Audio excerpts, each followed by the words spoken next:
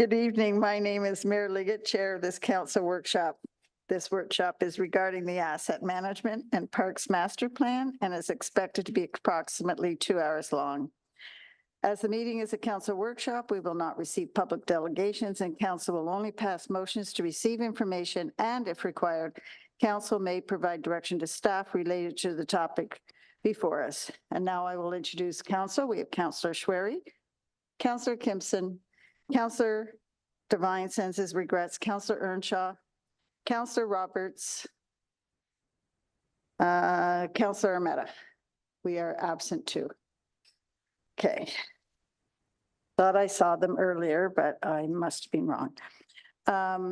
So a reminder that Municipal Conflict of Interest Act applies this evening as well. Are there any declarations of pecuniary interest?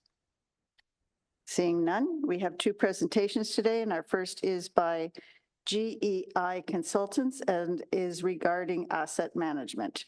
I will now turn it over to our DCM of Deputy City Manager of Infrastructure Services, Yogesh Shah, for an introduction before handing it over to GEI. Thank you, Mayor. Good evening, Mayor and members of the council and staff. As part of the 2024 capital budget, the council approved a project to update city's asset management plan as required by Ontario Regulation 58817, Asset Management Planning for Municipal Infrastructure. The city has retained the services of GEI Consultant to assist with the review and revision of asset management policy and asset management plan and a long-range financial plan. The city has also established a project steering committee with the representation from various service areas responsible for delivering service through acquiring, building, operating, managing, maintaining, and renewal and decommissioning of assets. Can you put slides, please? There's a slide on the various members of the committee. The next slide, please. Thank you. Today, our consultant GEI will provide a project overview, key milestones as per the regulation, and next steps for preparing city's asset management plan and a long-range financial plan. This week, this council approved a city's water and wastewater long-range financial plan for 2025-2034. This approved plan meets the requirement of AM regulation for water and wastewater assets as well. One of the key components of asset management plan is to document current levels of service for each service area and to prepare future level of service along with associated financial plans to deliver these services. Followed by GEI, Paul Wilms and Mike Hauser will provide an update on Parks Master Plan community engagement outcome and provide an example current levels of service for parks services areas. Today's session will also provide more detail on current level of services for parks and park amenities, as well as some proposed future level of service based on public information sessions. We are looking for council input today to comment on desired future level of service that we are presenting today or any additional item that we will include in the Parks Master Plan for council's consideration. Thank you. Richard, and you can introduce yourself and then proceed. Yeah. Yes, and if I could ask you, just because it intrigues me, acronyms, what does GEI stand for? Geotechnical engineering. Sorry, I can't hear you. Geotechnical engineering. Oh, sorry. This is Be new very- for us. to be It very just honest. happened yesterday that it's like official, we're part of GAI. We Oh. originally were GM Blue Plan Engineering, so the GEI, they have a geotechnical background and they bought us out now, so we really actually don't know what the G. So we'll have to find out what the I stands for. Very timely, my question. I'm sorry. I really am cares? sorry. Yes, we do know. So if you could introduce yourselves though, thank you. Thank you very much. My name is Richard Pinder. I've been with GEI, GM Blue Plan, for the last almost 3 years. Part of that, I did work at the Region of Niagara, as well as Region Waterloo for 12 years, where I got to meet a lot of the people within the city of Cambridge as well. So, and with me today to present is our colleague Jen. Hi, I'm Jen Gross. I've actually only been with the company for about a year. Before that, I ran the GIS and asset management program for the town of Grimsby for over 9 years. And then before that, I was in consulting doing asset management GIS projects across Canada. Okay, so if I could ask you to make sure you speak into the mic and loudly because both your voices are soft and low and we're having trouble hearing you. Okay, we can make sure. Thank you. So as Yogesh mentioned earlier, we are here today to present to you with the asset management plan. So an update to the asset management policy, plan, and long-term financial plan. So with the introductions from our agenda, we'll do a little bit about the company since it's been new to us as well. We'll give you an overview of the asset management plan and why you need it. We'll talk about the policy and we'll do an introduction to the plan and long-term financial as well. So as we mentioned, prior to yesterday, we've been GM Blue Plan for the last 10 years. In May of 2023, we were purchased by GEI, and officially yesterday, GM Blue Plan no longer exists. We are GEI. So, and I promise you, I will get you when I go back to my desk what the I is for. Ink. That's what I thought, but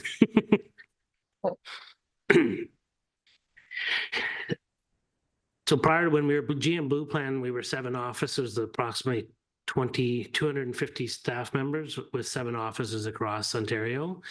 With the GEI, who we've been actually partnering with for a number of years, we now bring in 54 offices with 1,700 employees all across Canada, in the US, as with we call it 5 regions now. So we are the Canada region and the rest will be throughout the US. So we, within Blue Plan, we were the asset management team doing infrastructure planning and all asset management. GEI did not have that. As Jen mentioned, they were geotechnical, most aspects, but now we are one. So,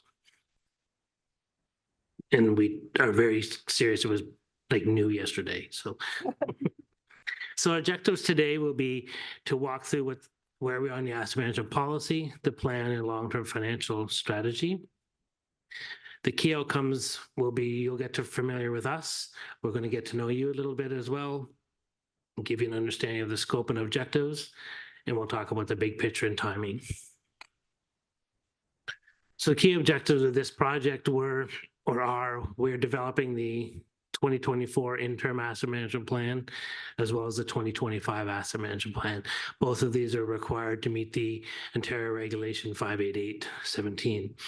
We're going to continue building upon what the city already has. So you do have a policy, you have a 2019 asset management plan that's been approved, and we're simply taking that, enhancing it and updating. The plan for the 2025 will be to incorporate growth and climate change. As part of our assignment, we will be preparing a public engagement tool and work plan with the steering committee and council, and we'll complete a comprehensive financial plan for both core and non-core assets. And we'll explain some of those as we move forward. Throughout the process, transferring the knowledge of asset management throughout staff and council as well. So the overall approach and why we have asset management: in 2018, the government came out with OREG 588-17 with a standard of commitments that municipalities needed to meet. So in 2019, all municipalities had to come and have a policy approved by council. And we're going to talk about the policy moving forward. In 2022, we needed to have, municipalities needed to have an asset management plan for the core assets. So your core assets were water, wastewater, roads, bridges. And that's where you are now. In the interim asset management plan that we move forward with will make you compliant in 2024, which really covers the non-core assets. So this will be facility, fleet, buildings, all other assets. So library, cemetery, everything else. So, and we'll be coming back after the interim asset management plan to move forward with the 2025 asset management plan to meet the proposed level of service. And you're going to get a firsthand see of what that means with Mike's team after this presentation for the parks. So asset management's been going on for a while. It's not really, maybe not called asset management, but in 2022, we had the Safe Water Drinking Act. 2029, we had the Public Sector Accounting Board, or PSAB, as was called. In 2012, there's Municipal Infrastructure Incentive. In 2014, with the Federal Gas Tax Administration. So really, asset management is about balancing act of cost, your level of service, and your risk. We really want to ensure through the asset management plan that you align the public assets with your needs. We're able to mitigate risk. We understand how we maintain assets, how we optimize the assets use, and in the end, really ensuring a financial sustainability. One of the key challenges as we move forward on an asset management plan is there's funding and needs.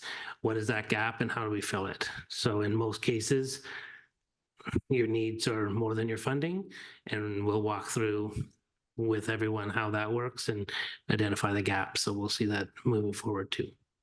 Does anybody have any questions at this point before we move on? Okay, go ahead. So the city of Cambridge is not new to asset management. Since 2005 is when the city developed their first strategy. And throughout the history up until today, gone through with an asset management plan, and initial asset management plan in 2013. There were risk-based processes, you had corporate mandates, state of infrastructure, and your first policy was in 2019, approved by council. And earlier this year as well, just to illustrate, is you establish infrastructural needs with an annual 1% infrastructure levy. So about the policy. So this is the first part of the assignment. So as just mentioned, throughout the Ontario OREG, or the OREG, the policy was the first thing to be done in 2019.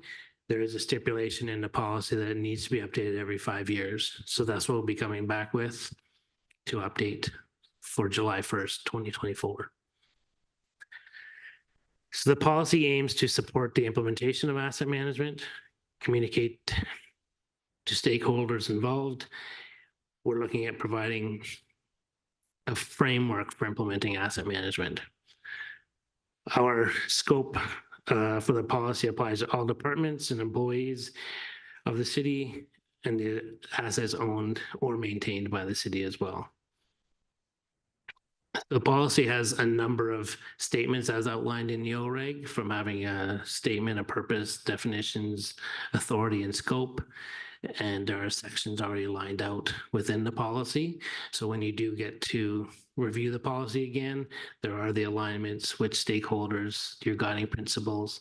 We have community planning. There's a discussion around climate change, because the OREG does require climate change including climate change. There's capital thresholds, your financial planning and budgeting, governance, and continuous improvements as well. So where we are today with the policy is we have met with the steering committee. We've had a workshop with the committee. We've incorporated comments. We have met with the CLT as well. They have reviewed it, and it's under review to come back to council for, I believe we'll have individual meetings to review with you as well prior to the July 1st approval. With that, I'm going to turn over to Jen to talk about the asset management plan, where we are and how we're going to move forward.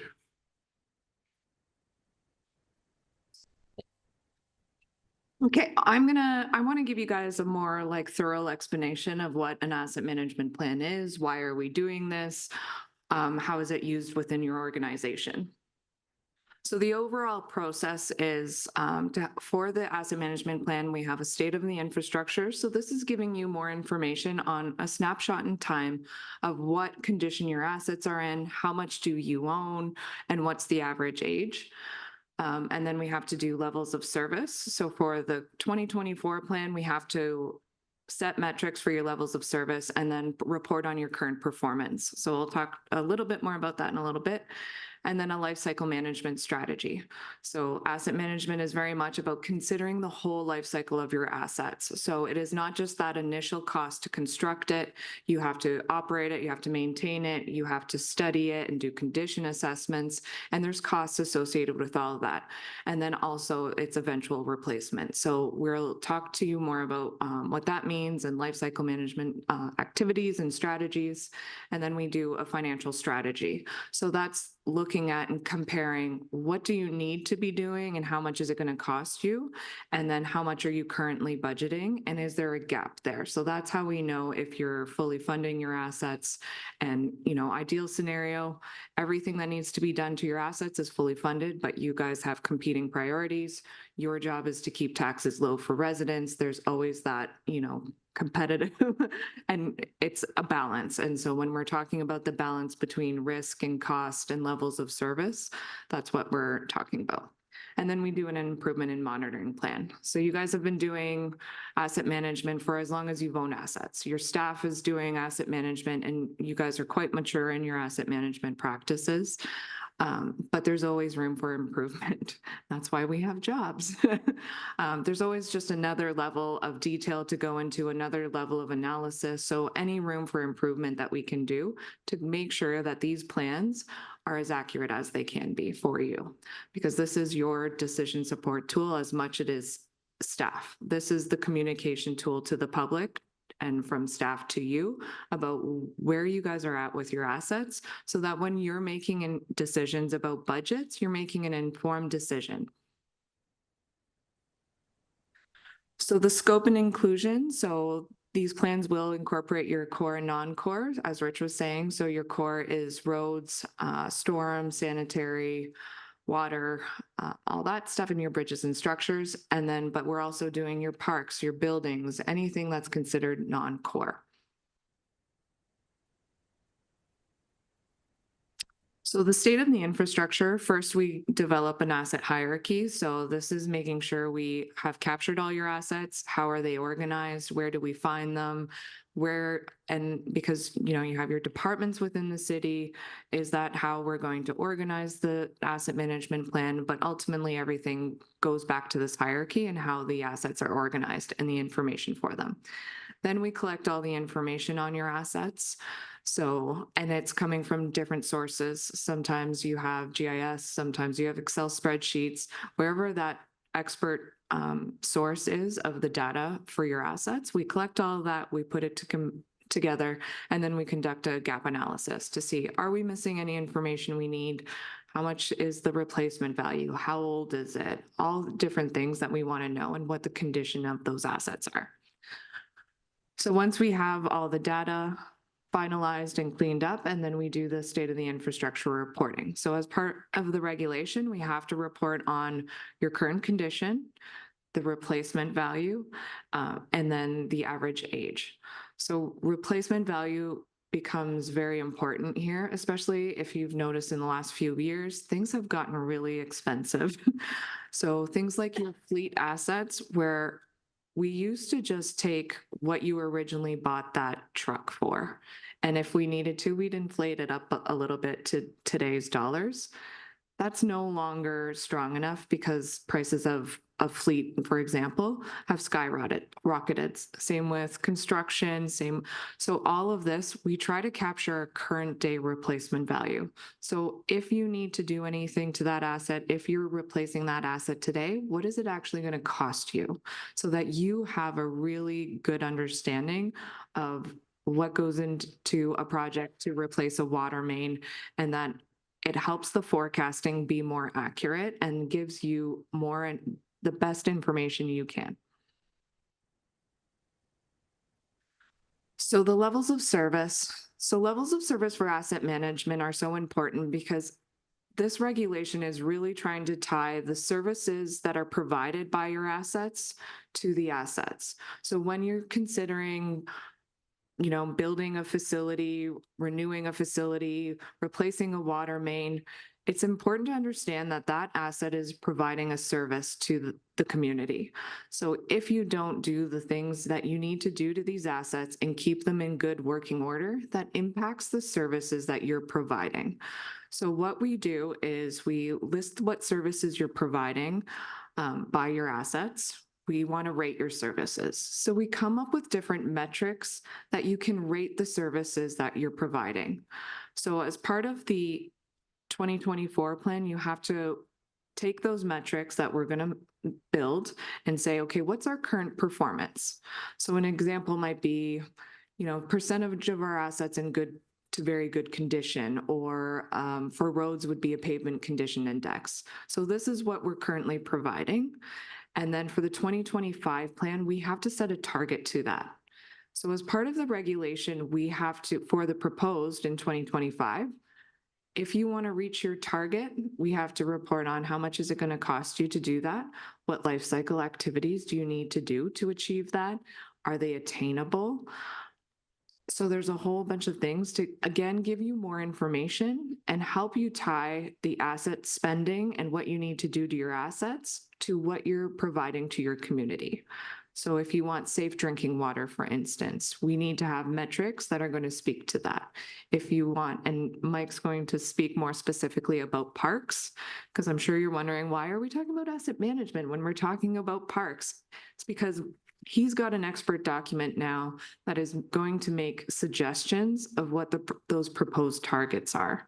So when you consider those proposed targets, we also want you to consider the impact to asset management, because when it comes time to delivering that 2025 plan, you're going to see a cost to hit those targets and what are the risks of not hitting those targets. And so that it all gets tied together, because this asset management plan, we want to take all those expert documents. You guys have paid money in a lot of cases to have these studies done. You've spent the time to really analyze one asset class.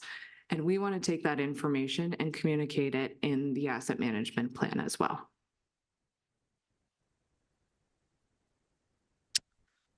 So these are just some examples of like, what does level of service really mean? So, we want to make sure your assets are meeting your basic needs. These are different questions that residents would be asking themselves. So is your land ready to develop? How often will you collect my waste? Can my kids play safely on the parks? Am I at risk of flooding? Can we still get from A to B? So these are all different considerations of the public. So these are really important to the public, and then us, and that's why we kind of look at the level of service and then we tie that back to the assets. So when you do consider, like, do we want to increase levels of service? There's a cost to that, and the asset management plan will help you look at what the cost is. For the life cycle management process, so we first list all the life cycle activities. So for each asset class, we want to know, like, what do you have to do to this asset? So for parks equipment, for example, they have to be inspected on a monthly basis, I think, during the summer. But you have to do all these things, and you have to maintain the ground. You have to make sure they're in safe working order for the public. These are all considerations of a life cycle management activity, and then also its eventual replacement. So we want to determine how often do you need to do these? How do your assets deteriorate over time? So that's why we set service lives. So typically a playground might be every 15 years you need to replace that asset. And that's how we plan for it and the costs associated with that. So ultimately, you will end up with a similar graph for your assets to start looking at the whole life cycle cost of your assets.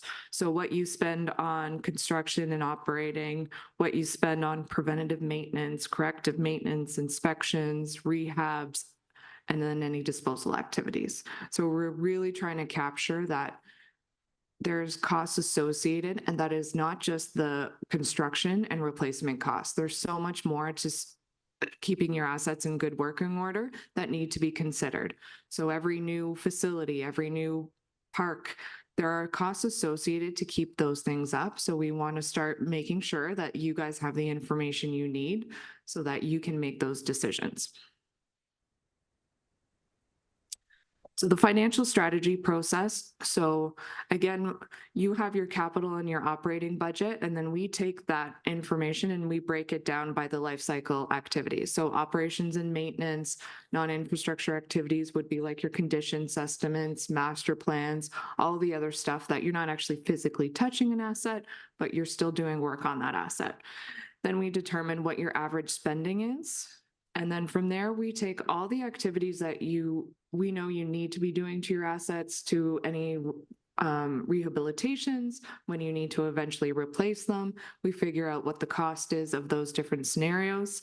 So we do a current performance scenario, an anticipated budget scenario, and an infrastructure needs scenario for the 2024 plan. And then for the 2025 plan, you'll have a target to say, if we want to reach our target, this is how much it's going to cost us. So typically what we're finding is your average spending is not meeting your needs to meet your current performance. So if you just wanted to keep providing your assets in their current condition, typically the budgets are not aligned to be able to do that. And then if you actually follow all your life cycle management activities and doing all the things you need to do to your asset, there's another gap there. So that's what we want to figure out. Do you guys have a gap? And then how do we address that gap? So this is just, again, another example of your financials funding strategy. So you'll see all those different asset lifecycle activities and what their expenditures are. And then the dotted red line is like, so that's the equivalent annual cost. So that's if you do everything to your assets, that's how much you should be spending. And then we would have your average spending line.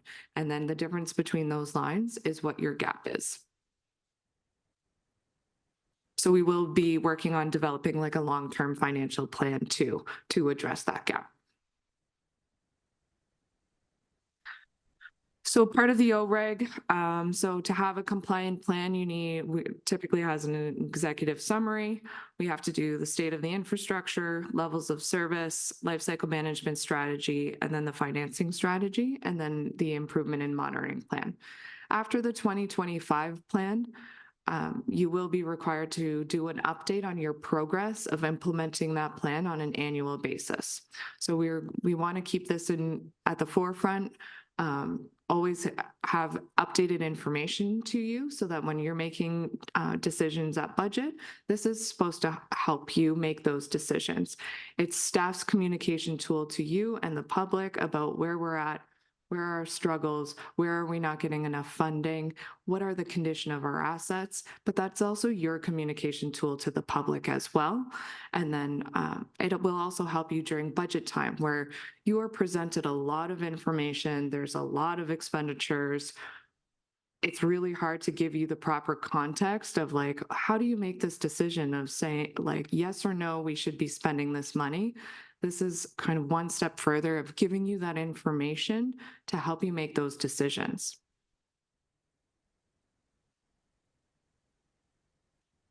So next steps are updating the asset management policy that Rich was talking about, and then we'll have an asset management interim plan. Your last plan was very, very close to compliant for 2024. There's just some things that are slightly missing. So we're going to update those, make sure you guys have a working plan that will make you compliant, and then we'll be updating for the 2025 reg.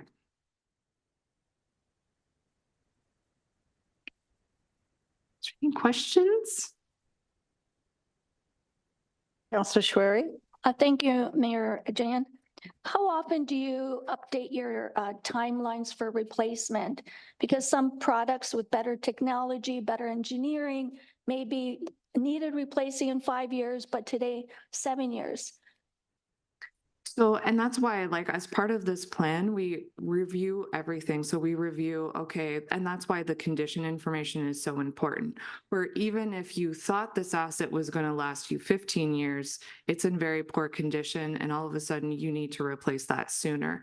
And that's why the constant monitoring, and the city is monitoring their assets on a continual basis. So it's always something that, and that's why the update of these plans is so important in making sure you update estimated service lives. The AMP overall is a forecast. It is trying to get as much information as accurate as possible, but that's why it's kind of like a living document. It's not meant to just sit on a shelf and not be used. You guys have done a great job updating your conditions and all that stuff. The city is really strong in that regard. So those are considerations when you set that condition of, is this really going to last us as long as we think it is? Do we need to last it longer?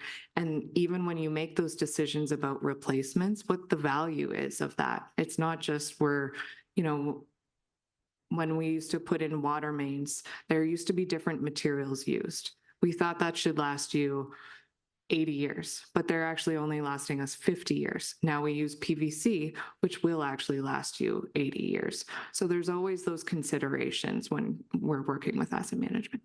Great, thank you. Councillor Kimpson. Thank you very much, Mayor Jan. Thank you for your presentation. I'm wondering how it could be worked into this, or if it's something that we need to just consider on a case-by-case basis. But oftentimes we're faced with a decision on whether we do X amount of preventative maintenance as we go along to get X number of years more, or if it's better to say, okay, we're going to cut our losses here and invest in something new. Is that something that can be worked into the strategy, or is that something we just sort of have to consider based on what we're looking at in the specifics at the time? Yeah. So when we talk about life cycle strategy, that's one of the considerations. When we consider the infrastructure needs of what activities do you need to be doing to your assets, that's one of those considerations. And we actually do forecast that and model it out. I'm going to pick on roads for the example because they're usually something that's easy for people to understand. So for roads, you have something called resurfacing, where you're taking just the top of that asphalt and resurfacing it. So that would cost you, for example, that's considered a preventative maintenance or a rehab cost. So that cost to do a resurfacing is $200,000. If you keep putting off that $200,000, all of a sudden, instead of having to completely replace that road where you fix the base and all of that, if you don't do that preventative maintenance, instead of just spending $200,000, you're going to spend $2 million replacing that road, because now you've let the surface deteriorate, so it's damaged underneath and everything else has gotten in such bad condition. So those preventative maintenance tasks are so important to keep your assets in good working order. And if you do that resurfacing, we end up modeling out that you're improving the condition, you're extending the service life, so you're pushing off that replacement. So making sure we capture that is really important. So that's why we work really closely with the city to say, okay, what work are you doing right now to your assets? What work are you not able to do? So we want to forecast what you should be doing to your assets and not just their eventual replacement. I'm going to have Mr. Shaw comment here because there's some buts here too. Yeah, so I'll just try to explain with the simple example, which we all use, which is car, right? And our family size changes during our life cycle and our life.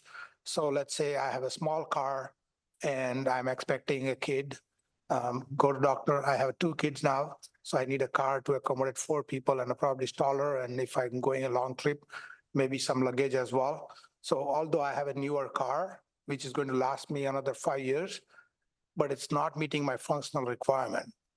And whole planning and level of service and the future level of service is not just looking at today, it's going to look at next 5 years, next 10 years, rest of the life of the asset, right? So if I'm buying something for 10 years or 15 years, I need to look forward that, okay, what's going to happen in next 10 years as best as I can, and make that decision that I do replace this car for a car, same model, same make, or better technology, or better functionally suited need.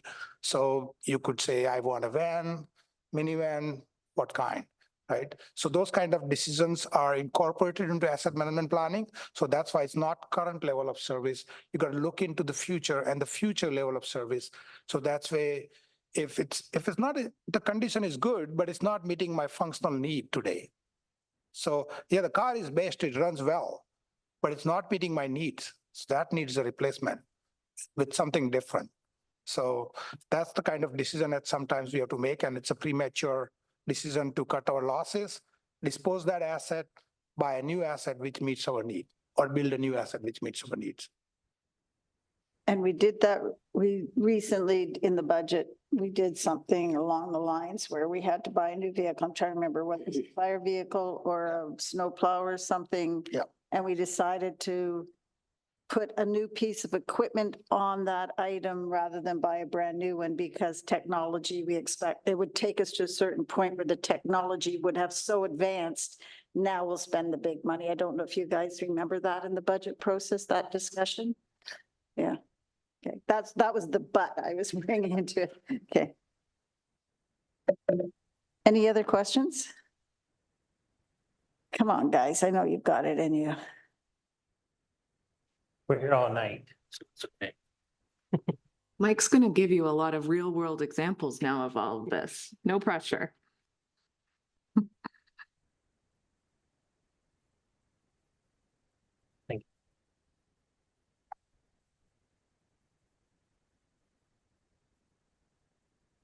So thank you very much, and good evening, Mayor Liggett, members of council and staff, and those listening in tonight. I'm pleased to talk about Parks Master Plan. And I think it's really appropriate that we followed the asset management discussion, because asset management really applies heavily to the parks, just as it does a vehicle or a pipe or a road.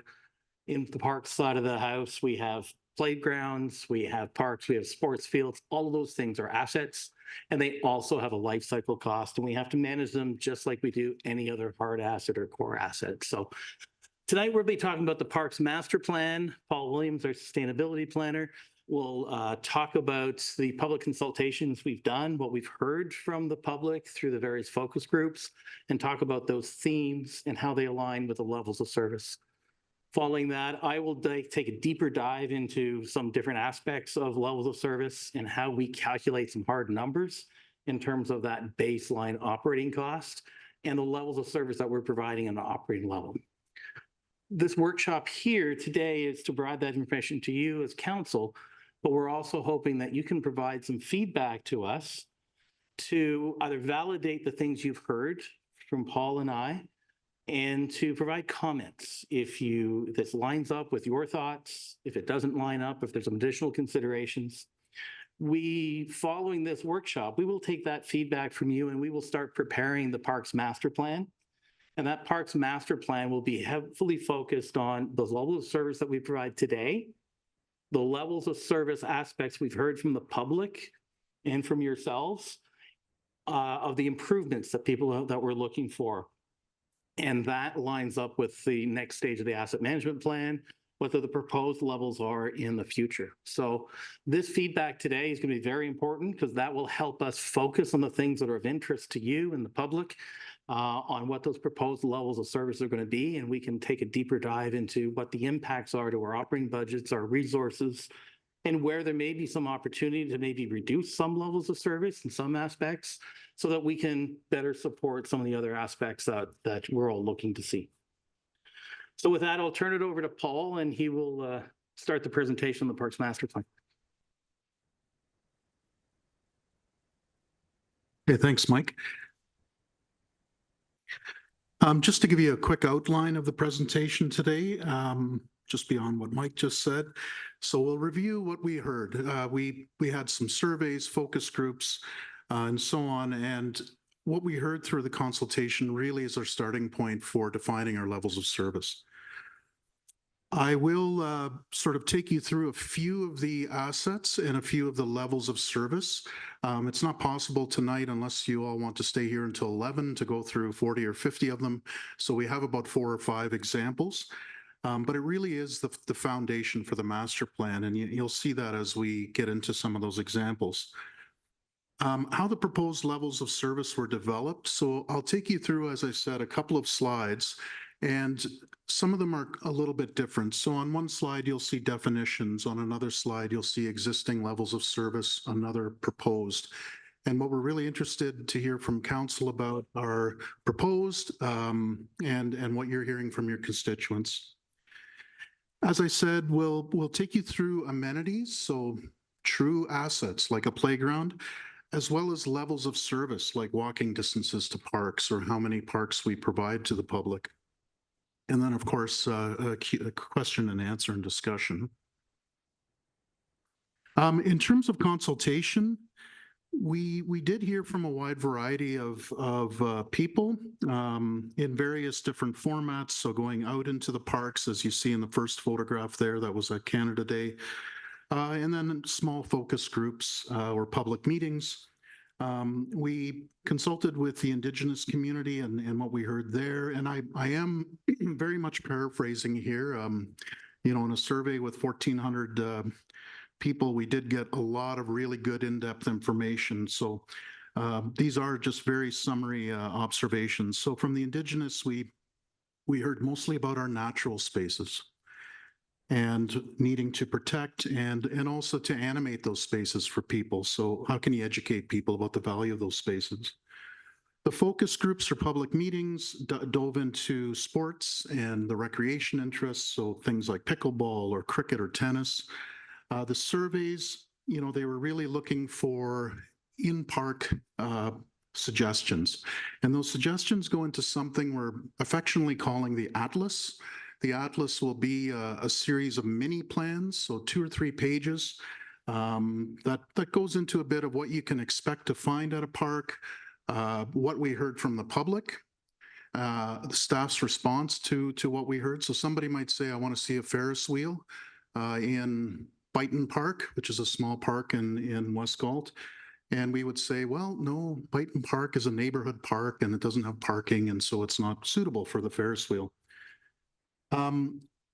We did take deeper dives into specific demographics and their feedback and their ideas beyond the surveys and the general public meetings, and spoke with newer Canadians over at the Kinbridge Center, the accessibility and inclusion folks at a couple of Ice Hounds games, and separate meetings for seniors and youth. And it was interesting how the seniors and youth, there was a lot of commonalities between what they want to see, but I'll get into that in a moment. In terms of the common things we heard, or I guess that's not really a top 10, it's close, it's top 8. First of all, the overarching was more and better. So, people do want to see, in some cases, they want to see more of something, but then through our mapping and that, you'll see we actually have a lot. And so we might not be recommending let's go more. Better is just the quality. So my playground is rusty, or the pavement is uneven, that sort of thing. So those were sort of the overarching themes, but people really want to see more splash pads, pickleball, shade. Shade, I think, is the most common word. Seating, gathering places, walking paths. More things for teens and adults. Skate parks, disc golf, table games, fitness stations. There were a lot of sort of suggestions of what they needed. Washrooms, safety, and safety really encompassed, we're working on this one, or I'm working on it right now, and I didn't want to bring it to this because it actually encompasses about 15 levels of service. Everything from cameras, where should the city's things around the city's cameras, to broken glass and graffiti, things within the city's control for the most part. Off-leash dog parks, and then food in parks, and so on. And of course, there are a lot of interesting new ideas. So just a couple here: outdoor roller skating rink, and an indoor fully accessible 4-season park at one of the arenas that's to be decommissioned. It was interesting too, just thinking through what we didn't hear. So Not once did we hear anybody saying, you know what, we should have alcohol in parks. Toronto's just finishing their pilot program. They're going to be expanding in the next year, but it's something that we didn't hear here. So in terms of level of service, I mentioned, you know, some of them concern hard assets. Some of them are more in the world of ideas, let's say, and how we think about parks. And again, we're seeking feedback from council tonight on what you find most important, what you're hearing from your constituents, and how that'll flavor your preferences for some of the options that we'll present. Another overarching idea is park classification. Now, this isn't a bureaucratic thing. It's not me saying, well, here's the rules. Nothing can never change that. It really is about that property and what it can support. So, for example, I mentioned the Ferris wheel in the neighborhood park.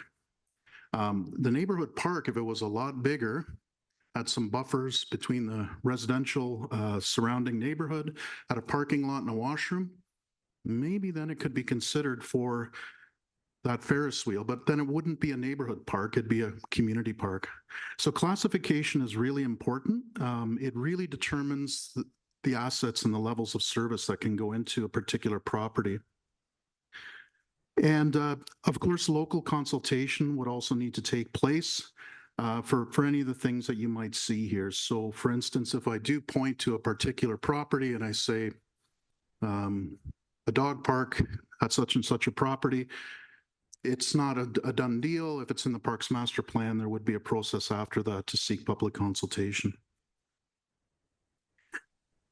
So as I mentioned, I'll take you through sort of about 4 or 5 of these levels of service, just to give you an idea of them. And it was difficult getting them on one slide or getting all the information on one slide. So I apologize if the slides are a little busy. And so for the first one, I'm just showing you definitions. In later slides, I'll show you options and so on. So in terms of walking distance, and this is to city, neighborhood, community parks, privately owned public spaces, that's POPs, and urban square classifications. What we did was we produced a map using those parks or those property classifications. And then what you can see on the right-hand side is the walking distance to, in this case, it's Lincoln Park. And the 400 meter, which is a 5-minute walking distance, 800 meter, 10-minute. And what you also see then is what's labeled there as an underserviced area. So the people living in that yellow area there have no park within an 800 meter walking distance. And so a community definition, or what we'd be submitting to the asset management folks, are things like the definitions and the existing levels of service. So a community definition might go, parks are within a reasonable walking distance from my home. It's the common sense, everyday definition. Our technical definition and our metric for measuring that might go something like this. It's an 800 meter walking distance, 800 meter, 10-minute walking distance to various park classifications, and underserviced areas are those outside of that area. Our metric for measuring, 90% of residents' households are within 800 meters. And we would try to either meet that if we're behind in that or maintain that. And I can tell you right now, we're at about 91%.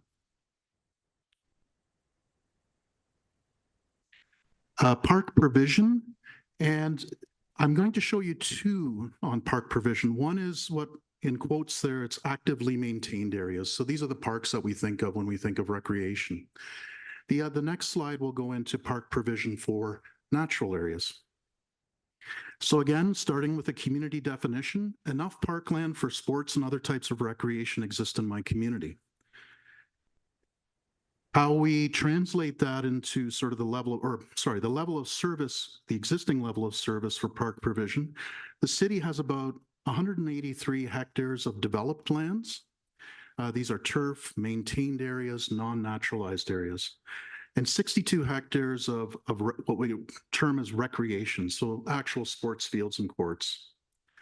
And that produces a metric, a parks developed metric, that we have 18 square meters per person, or 1.8 hectares per 1,000 residents.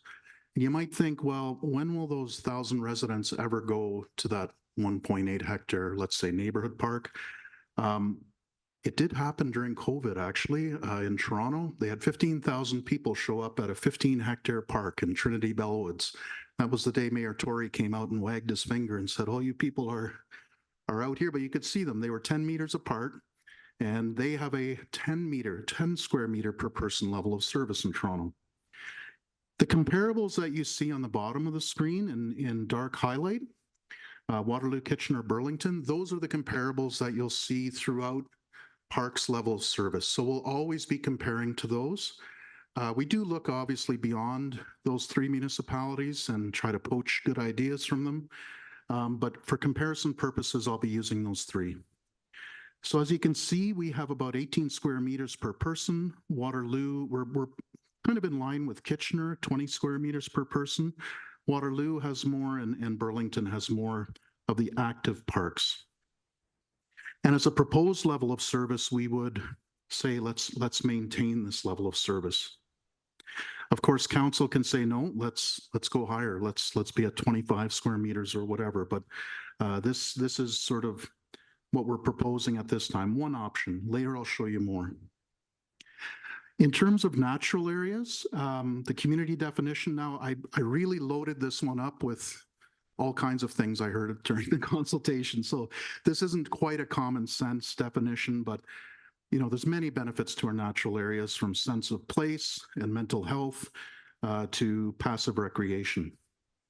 In terms of our existing level of service, we have 668 hectares, and this comprises actually 73% of our parklands. So not only is that standalone properties where it's just a wetland, well, it's not just a wetland, but it's a wetland or a woodlot. It's also the natural areas within our parks, the patches.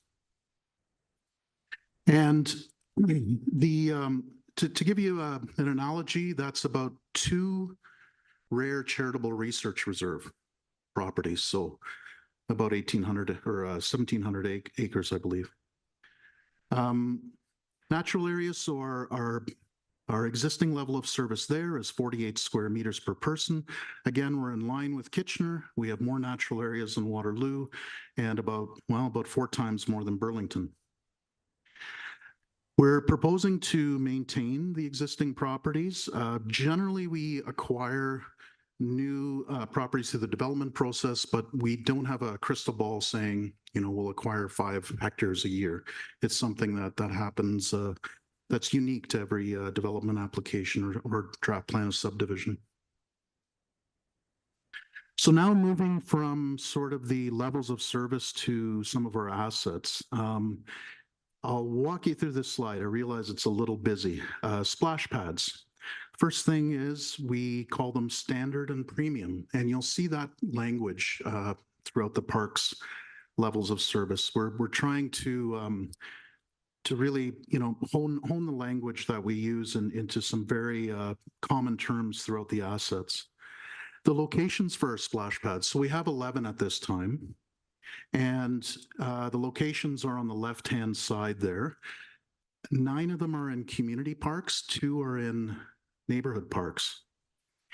And in general, we'd like splash pads to be co-located with a parking lot and a washroom. Those are the sort of the supportive services that go with splash pads. The ones at the 2 small neighborhood parks are a bit of an anomaly, as they don't have parking and washrooms there. So here you also see on the left or the right-hand side, community parks. So we have 19 community parks, and those would really be the properties that we'd be looking at for potential splash pads. Now, this is despite a lot of people wanting splash pads all over the city. So it starts to, you know, get the creative juices going. Can you put a splash pad in a neighborhood park without a washroom and a parking lot? What you don't want to do is put that asset in there and then have people say, where's the washroom? Or where do I park? So in terms of this slide starts to get into the options, and we have different ways of sort of proposing, but basically all of them start with a current level of service, suggest a savings level of service or a lower service level. And then there's a higher level of service, and in some cases, there's some that have premium levels of service. So the current level of service, as I said, we have 4 premium splash pads and 7 standard splash pads. They're about a 10-minute drive from any location in the city. There is a washroom parking at all, but I mentioned Weaver Park and Northview Heights Park don't have those amenities or those co-located assets. And they cost about $28,000 per location to operate in the short season that they're open, which is generally, I don't know, we might have to open them up earlier this year, but June 1st to I believe the end of August. The higher level of service, Ask you a question first. yes, You've got about 30 parks listed on here, I think, but I thought we had about 100. we do. We have, these are the on the left-hand side are the locations of the splash pads. On the right are just the community parks, capital C community parks. Neighborhood parks, we've got about, I believe, 70 or 80. Oh, okay. And then we have other classifications like trailheads. We have about 20 trailheads. So it's just the community parks is just the type of property. All these have washrooms and parking. Now, you wouldn't locate a splash pad at the Maple Grove Dog Park, for example. So, or, you know, if, Can I just? yes, sure.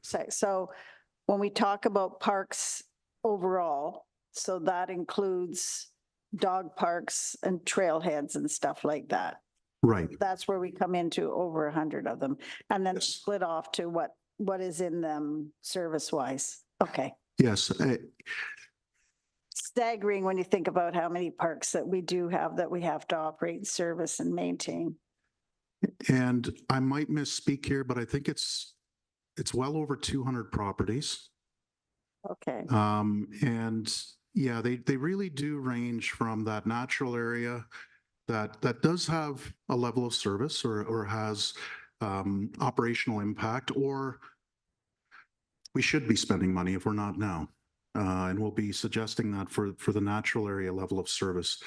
Things like, you know, if there's a footpath that goes through, there are hangers, for example, branches that are broken that hang off of trees that present a risk.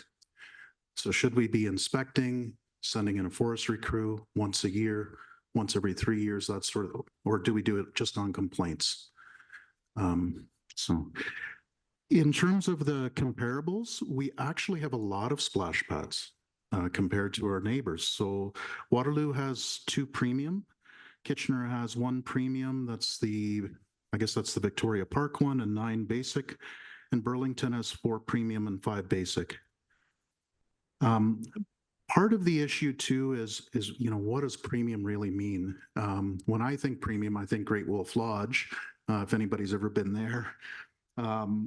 So, you know, there is a difference. I think some of the smallest splash pads are a circle of concrete, 8 feet in diameter, or 3 meters in diameter with a single nozzle in the middle, right? It's a little more than a sprinkler. But what you see in the photo there, I believe that's Churchill Park, or no, actually, I'm not sure, but the photo is obviously a more involved one. It's more of a premium splash pad. So in terms of, you know, proposed levels of service, or a higher level of service, these would be informed by the consultation, that'd be informed by staff and the asset management plan itself, or the state of the assets. So a higher level of service that we're suggesting here, you know, renovate 3 of our standard splash pads to premium and build 3 additional standard at community parks. And that might have to, actually, I think that should have said premium at community parks. Washrooms was another very popular item mentioned in the consultation. And on this slide, I've kind of amalgamated the definitions of washrooms in with the current level of service. So currently we've got about 18 buildings as washrooms. So 9 are washroom buildings, 4 are washroom change rooms, and 5 are washrooms that are part of a building that's on site. And in addition to those permanent buildings, we have regularly every year, we rent 41 portables, 4 accessible portables, and 1 wash station. And the metric for that is 0.12 per 1,000 residents. And as you can see, I mean, it varies quite a lot. Waterloo has a lot of washrooms. Kitchener, not so much, about 2/3 less than we do, and Burlington less than we do. A higher level of service, in this case, we're sort of sensing, we don't think going to less washrooms is the way. So the lower level of service there, you could see we're saying not recommended, given public demand and accessibility requirements. It's also kind of a key thing if you want to spend time in a park. So yes, if you go to a neighborhood park, you can walk home if you have to. But if we do want people in parks, it's probably one of the things that might make sense investing in. A higher level of service would be to go to accessible portables and wash stations at every existing location. These are monthly rentals, as I mentioned. And community parks, that they all have accessible washrooms. So not all of them do right now. And there are ways to, again, things that we can work into future options for council consideration. So things like lease to own new permanent washroom buildings, or contract out maintenance. We had a lot of complaints about the portable washrooms. And that's a weekly check? Is that going now to a daily check? And like I said, other configurations and costs can be investigated, but I can tell you that permanent washrooms are a very costly item in terms of the capital expenditure. Paul, can I interrupt you again? Yes. I won't ask anybody if they have any questions at this point before we go any further through this. Okay, I have see, I knew it was there. Councillor Roberts. Thank you, Mayor Jan. Paul, so talking about washrooms, have we been looking into some of those drop-in position, encompassing sort of CCAM style washrooms that we've seen in other places?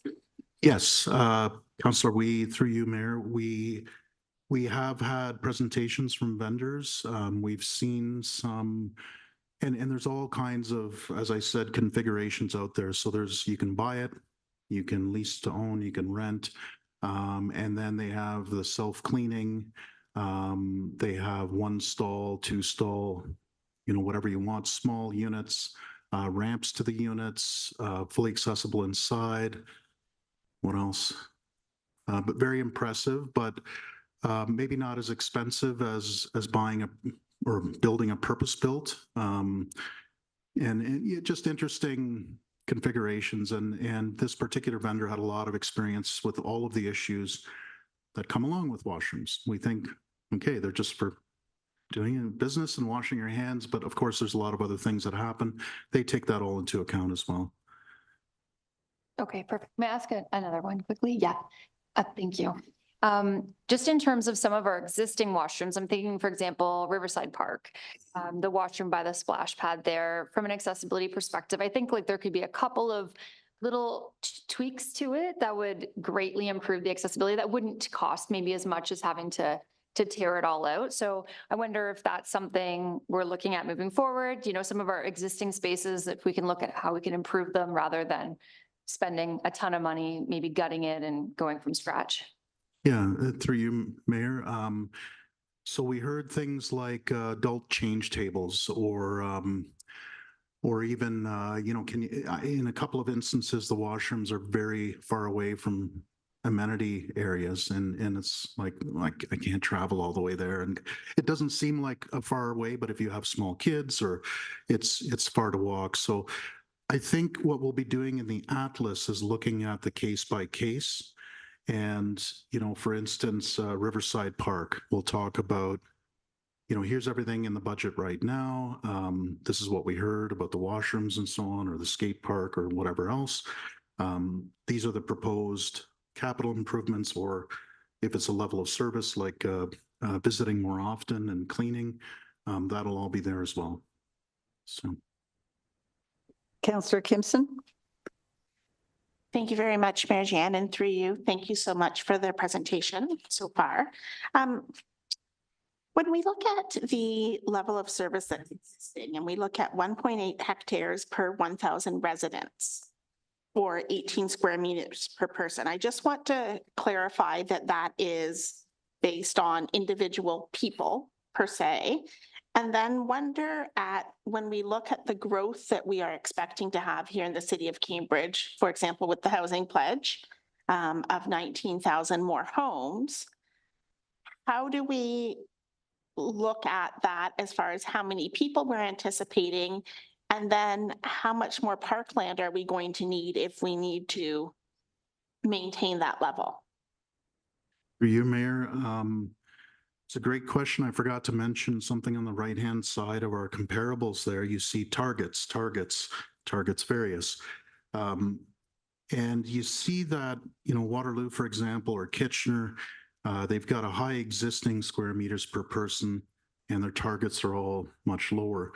So what's happening over time there is they're recognizing, well, we're going to get more population. And as we do, it's not possible to keep building parks. Even if you're going up, land is becoming scarce. So your square meters per person tends to go down over time. In terms of your first question had to do with, is that truly a per person? So we do take the population and divide it by the amount of hectares we have. So in the case of 18 square meters might sound a little low, but that's not including our natural areas, which add another 48 or whatever it was, 42 square meters.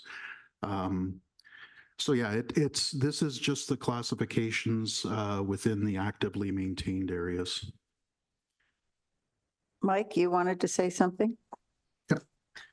Well, maybe I can add to that. So on a third element or another element of the asset management plans, as well as the park master plans, is the growth. Right now, our focus really is on current level of service and the proposed level of service for the existing population, the existing inventory of parkland we have. After we've got those numbers in place, the next stage is to say, what is the outlook over the next 10, 20, 30 years? What does that do to our levels of service? And what kind of investment do we need if we want to maintain that same level of service, the same number of playgrounds or same area? Here's how many things we have to purchase, what the capital impact is, and how much land we would need to acquire. If we're not able to acquire that land, this is the impact of that level of service. So that is another layer that is the last step in developing that master plan, as well as the asset management focus. Thank you. If I may follow up. Thank you. And so I guess where I was going with that is, if we look at our role here, and Mike, fantastic segue into what I'm going to say, but the idea of, really looking at how we are not only maintaining our existing city, but how we're looking to the future and building it, and, building a community that we and our fellow residents are proud of. And, how do we promote more time outdoors, which we know has wellness benefits and other benefits, that go on and on. And I guess that's one of the things that we as council really want to consider, especially when we're seeing, more densely populated areas with, less space assigned to someone's dwelling per se, and that raises the importance of parks. Thank you. Yeah, definitely. If I could go back one slide just to, or maybe it's a couple here, just the provision. Oh, sorry, I'm going the wrong way. So this slide, for example, imagine that under-serviced area was not at Main and Dundas, but at, I'm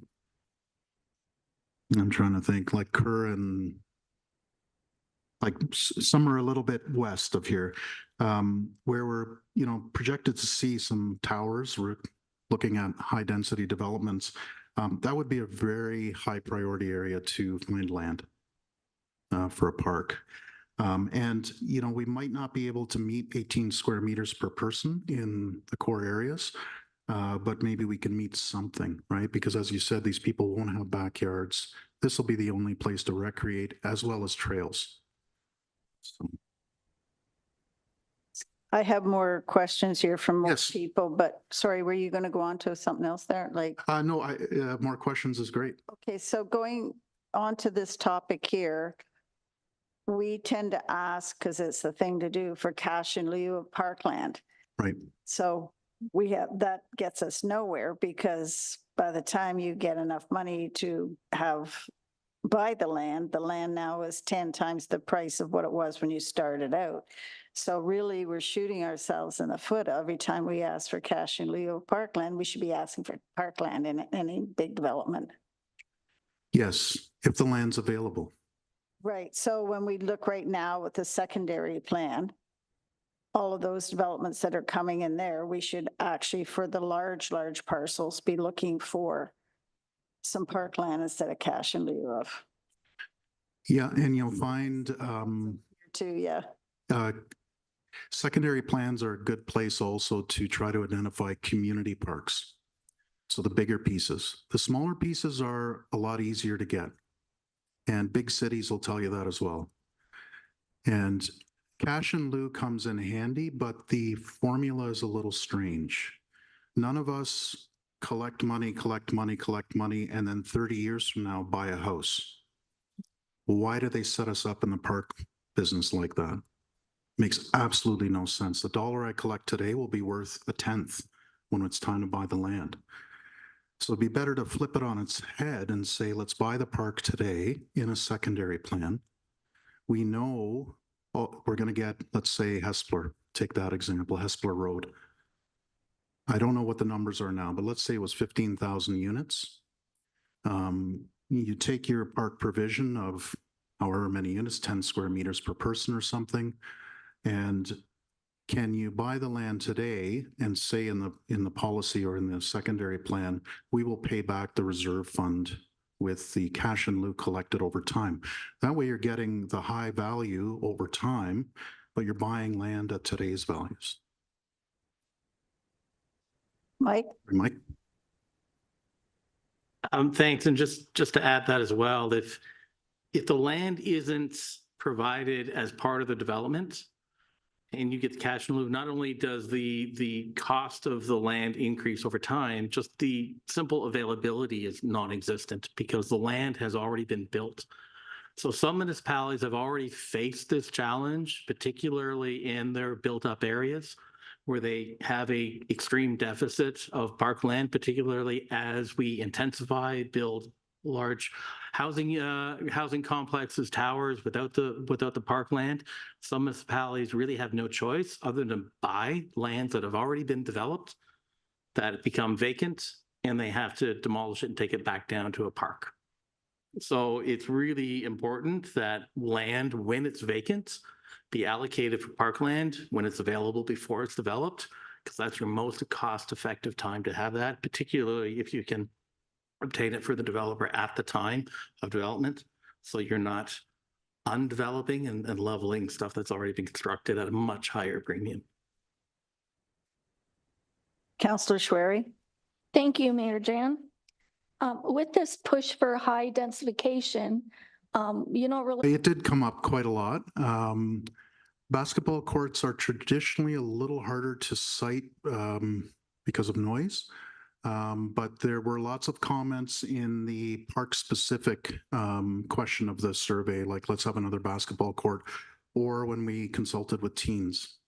That's something that the older kids and adults, that's a kind of a core sport. So it is something that can be located in a neighborhood park, but again, it's that noise, and neighborhood parks are small.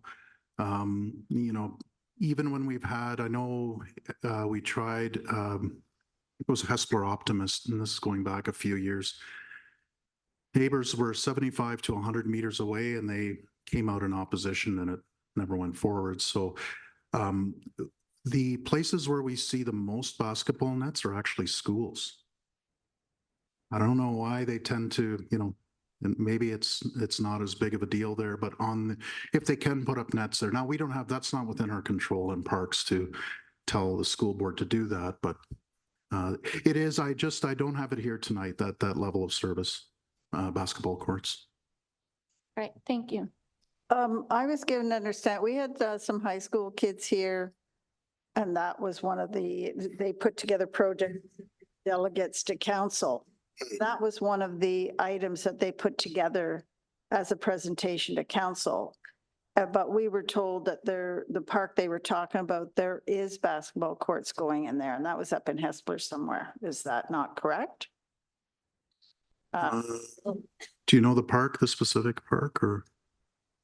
I don't know if Councillor Devine's not here either. Do you know the park? Okay. So we know basketball and pickleball and a number of court sports are part of the plan. It's what we've heard. Tonight, you're not seeing the full picture. You're seeing some of the top items that we try to condense down. But thank you. We will absolutely take that back and make sure that basketball courts are in the Parks Master Plan. We speak to that of where the best places are and in the comparables to the other cities. So what you're seeing tonight is a bit of a snapshot, but not the full picture. So it's, as Paul said, unless we really want to be here a long time tonight, we can't present all those aspects. But absolutely, that was one of those pieces that are in there. I think Councillor Kimpson has the name of that park on the tip of her tongue there. So if I recall, when we had the students from Jacob Hespeler here and they gave their presentation, which we do have a copy of that I could find, they did ask for having the basketball courts in one of the Hespeler parks, and they weren't aware that the Jumpstart playground was going to be going in we're on Ellis Road by the arena, and that it will have basketball facilities. But that's one of the things, I don't know if that's going to be sort of available the same way, because it is sort of a multi-purpose court, but that was one of the things that we did talk to them about. Councillor Hamilton? Thank you, Mayor Liggett, and through you, thank you both for your presentation. Echoing Helen, Mike, I've been bothering you for 4 years now for more basketball courts, so I could not agree more with that comment.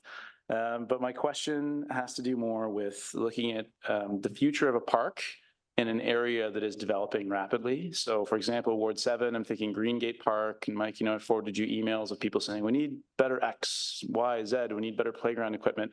But of course, the area is developing rapidly. We have the rec complex going in. So how does the future development or intensification or addition of related amenities or different amenities affect the changes that are made to that specific park or community park? So thanks for the question through the mayor. We recognize we have a large inventory of parkland today, developed parkland. So approximately 100 neighborhood parks and community parks and city parks when you add them together, plus a lot of natural areas.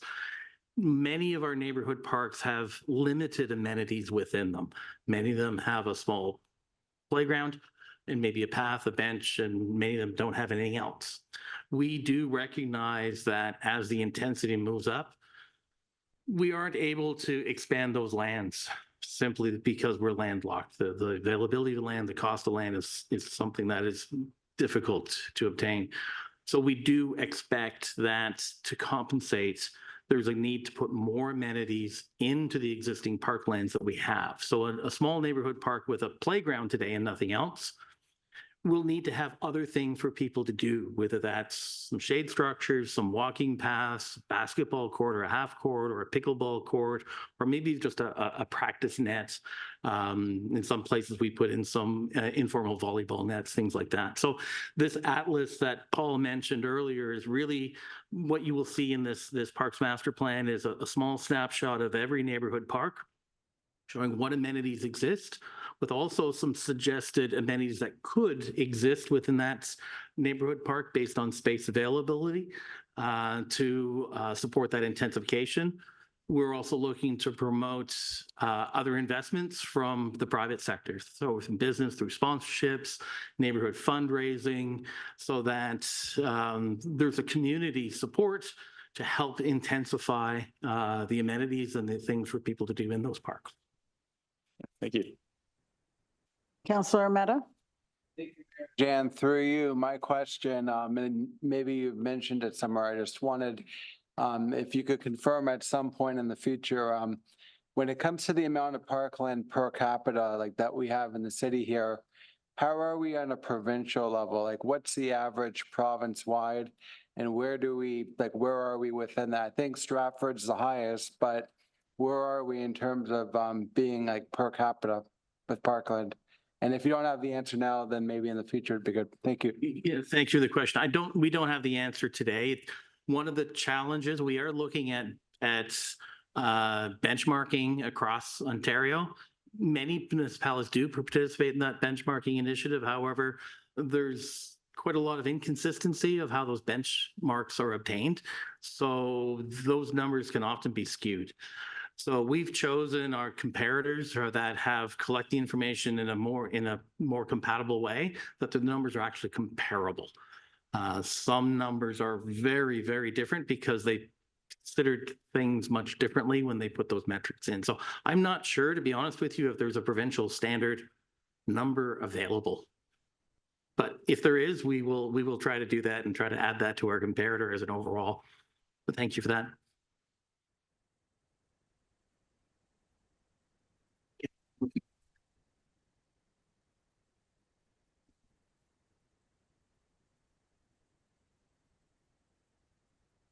So in terms of playground, at this time, we have junior intermediate and fully accessible. And we're suggesting again to use this language of standard and premium. Standard would be the junior intermediate going forward, premium, the fully accessible. Generally, what differentiates the two is the premium is on the top of the screen there. You see the rubberized surface. And the typical neighborhood park or standard playground has the engineered wood fiber. Beyond that, what's common to both or what comes into standard playground is a more inclusive and accessible playground. So instead of replacing like for like, this happens both at the vendor and at the purchasing process. The vendors are putting more inclusive elements, more accessible elements in. And it is something that we're seeing at the individual park development phase that's being demanded by the public. In terms of a community definition, again, going back to that format, well-maintained play structures are available for small and older children and are accessible and inclusive. Just as a little side note, we did hear a couple of ideas saying where are the playgrounds for adults.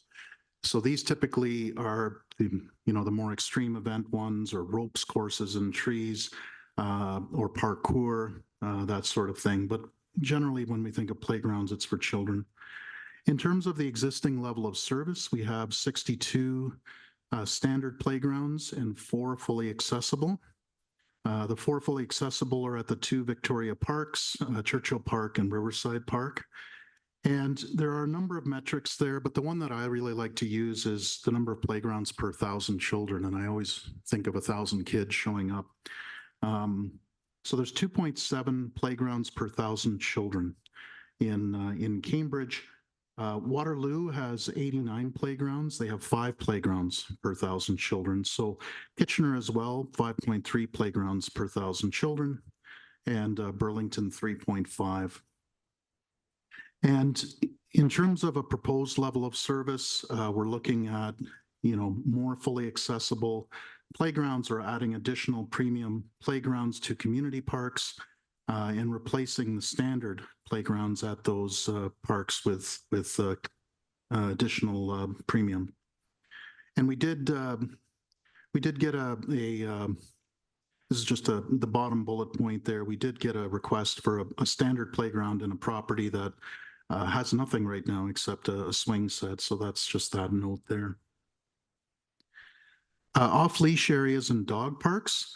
So the current level of service, as you know, we have 1 off-leash park. It's 1.3 hectares in size, and it includes a portable washroom and a parking, and it's about a 20-minute drive from the southern part of the city. So some options to look at. Again, this is very much in development at this time. I just wanted to mention it's just blocked there a bit, but Waterloo has 1 park, Kitchener has 4, and Burlington has 5. So higher level of service would be adding additional dog parks in south and central locations, generally looking for land that's a hectare in size, parking in a washroom, and about a 10-minute drive. There are different options, though. They don't have to be sort of fenced places where the turf eventually turns to mud. There are naturalized parks, there are stormwater management ponds, there might even be fenced-in trails in places like Boxwood that don't see a lot of residents on the weekend that could be turned into types of dog parks or off-leash areas. Premium level of service would be, yes. Sorry. Yep. If we look at doing off-leash in stormwater management pond areas, there's a lot of wildlife that have nests and that in those areas. So how would you handle that if they're not fenced off? When I say fenced off, they're fenced off from the adjacent housing. But that's something we would have to take into account.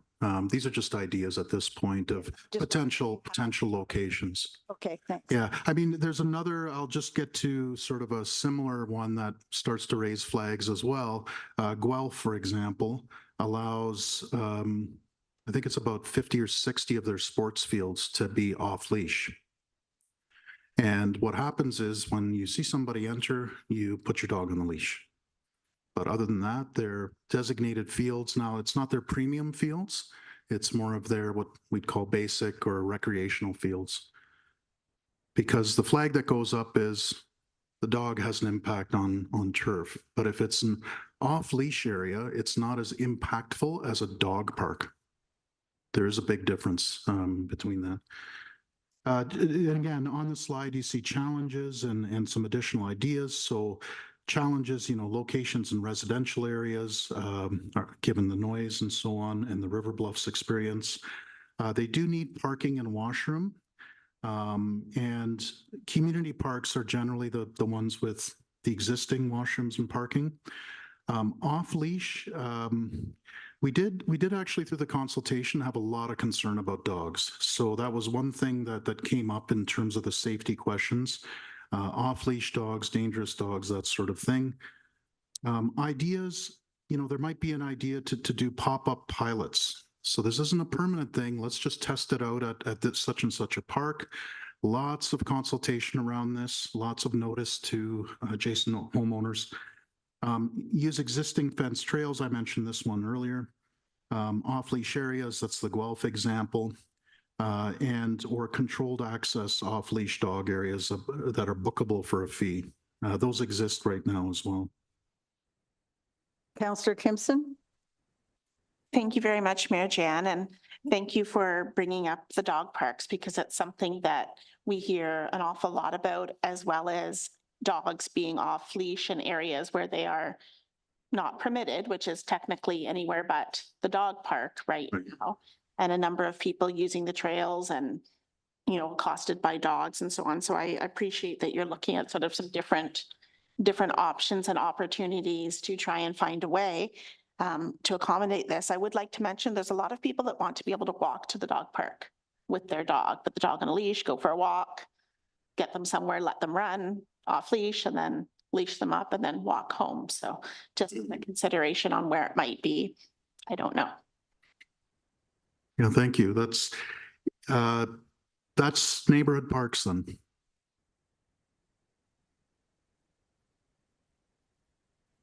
Mike?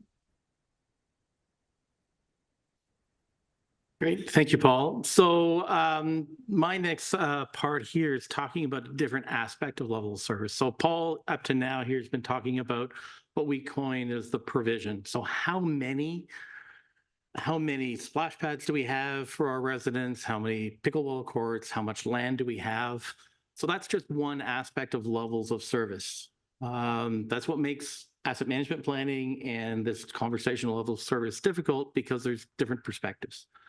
So some of the other perspectives is how good are we maintaining these things? How often, like, how do they look? Do they look clean? Do they look tidy? Are they free from litter? Have we cut the grass? So those are all maintenance levels of service. And they also play into this perception and the reality of what people feel when they come to a park. When they come to a park, if it's not clean, there may be lots of park, but if it's not clean, they don't feel welcome. If it's full of litter or broken glass, they don't feel safe just by the fact that there's broken glass and there's other things here. So there's a lot of these things tie together. There's a third aspect in terms of what condition is it in? Like, is it a really old playground that's now rusty and broken and, again, not welcoming? We may be still maintaining it and it's safe, but it's obviously old and worn and tired and probably should have been replaced 5 years ago. And that speaks to the capital budget and what in the asset management side of things have talked about that funding gap.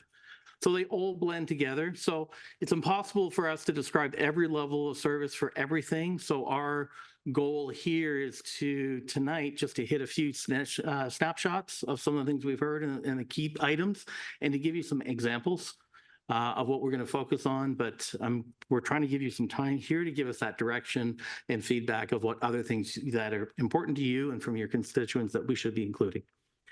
Tonight isn't the only night. We're certainly welcome to those comments after this workshop as well, because we do have some limited time. So maintenance, there's three pieces on the full service. So I'm going to use the car example that Yogesh, it's also an easy example. So, what kind of car? Is it a van or a car based on my family? Those are decisions I want to make.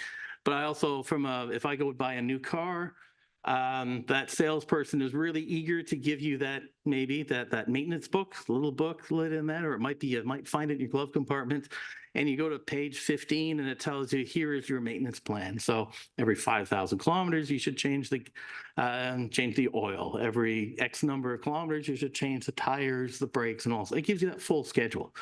And that schedule here is, this is the best practice. If you want your car to work well, be reliable, and last as long as it can, this is what you should be doing. So we've taken that same philosophy here in the park side of things. So I'm going to present some detailed numbers here, and I'm not going to dive into all those numbers, but the concept is a full service on a park includes basically all those things that you would find in your car maintenance book. These are the best practices to make sure that it is the best park we can have, and we're doing all the right things. Our current level is that maybe we are simply not able to achieve that level of maintenance or that level of service through other constraints on staffing, budgets, and in some cases, other external factors like weather and seasons too. So there's some reality to what we're actually being able to provide currently versus what that standard service should be if it was in its best condition. And then the proposed. So what we're proposing in terms of what is a reasonable level that we feel would make an improvement with some rational kind of level of impacts to budgets and resources. So my next slide is a lot of numbers, and I apologize, it's very small because there are a lot of numbers. I can't go through all this in detail, so I'm hoping you've had some time to look at it before, if not a little bit later. This example is the full costing. So we're taking a washroom here, and if we're doing a full service on a washroom in the spring, we start it up. That means we're turning the water on, we're making sure there's no leaks, that all the valves are working fine, that backflow preventer is working, and everything is functional in the spring. And we've identified how often that happens, how many staff it takes, what kind of staff, how many hours that takes per occurrence. In this case, it's 1 full-time staff, it's 3 hours, and it also has 3 equipment hours to go along with it. And we typically find about $500 worth of repairs in a spring startup for a washroom that needs some level of repairs on average. So that's just that first line item. We know that through May to October, once a day, we do a morning cleaning. So through the season, that's 168 visits. Each visits on average is 2 students, about a half hour of time. Keep in mind, this includes travel time. That's not just half hour there. They're probably there for 10 minutes, but it probably takes them 15, 20 minutes to get to that washroom from the last washroom. So this is attempting to do a full service costing of each of these assets of all of the tasks we do. So and so forth. We identify what happens through the summer, some of the typical average vandalism costs, and then finally the end of the season, what happens, and then some utility costs. So overall, on average, if we did all of these things, just like that full service plan on my car, each washroom costs $25,827. Don't be confused by the precision. It is not that precise. This is an estimate. So, yes. I have a question and then I'm going to open it up to anybody else that might at this point in time. Sometimes I go to other communities and visit mayors. We consult with each other on what's happening in our community. And there's been a lot of talk about the self-cleaning ones that are all the steel walls and everything. And I have spoken with one who said that those are the mechanisms they're screwed around with because somebody wants to sleep in there at night. And so they mess up on the whole water system, so it can't get cleaned and then it's broken. So when you come back to us with any of that, or if you're going to be talking about that, can you bring that as part of what that costing would be? And Thank you. Yes. okay. I do have some costs aside for those. We are investigating that. We have looked at a few different suppliers and vendors. There's some pros and cons. Some suppliers and some systems work better than others for various reasons. So we will be speaking to that in this Parks Master Plan and present some options. We are actually investigating some of those options now as part of a couple of capital projects that will come back to this council for consideration, hopefully this year yet. Councillor Schwery. Thank you, Mayor Liggett. And just a quick question. Are the bathrooms locked overnight, like open at a certain time and close at a certain time? Yes. And when do the public bathrooms, like when are they open? Like May 15 or how does it work? Yes, so it's usually when our students start working, which is basically this week. So next week, all the washrooms will be open during the day. So it's our usual hours are about 8 a.m. till 11, but they often are closed at dusk. Or depending if they're next to a booked sporting field or a picnic shelter, they're opened up for those particular bookings and closed when those bookings are off. So it does vary depending on the location of those washrooms, but they are locked overnight. Thank you.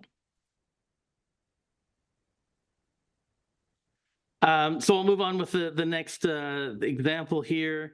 So this is still the washroom, and what this next part of the analysis is we have 9 washrooms. So in our current, if we were to fully do all of those things for all 9 washrooms, it would be $232,000 annually to operating costs and 2.1 FTEs. If we did all of those things, that is the best practice. Currently, we've taken a look at this, at all those services, and we look at it and say, you know, realistically, we're only getting that midday check done about 80% of the time. It's either because of staff are busy doing other things that get called away to other items. So we're not able to achieve 100% on that. And painting, there's an annual painting to spruce it up. We're only doing that about 50% of the time. So those are 2 areas that we fall short. When you add it all together and roll it all up, today we feel we're providing 96% of best practice for the washrooms that we have at a budget of $223,000, just under 2 FTEs. We look at each of those items and we'd like to move all of those items up to 100%.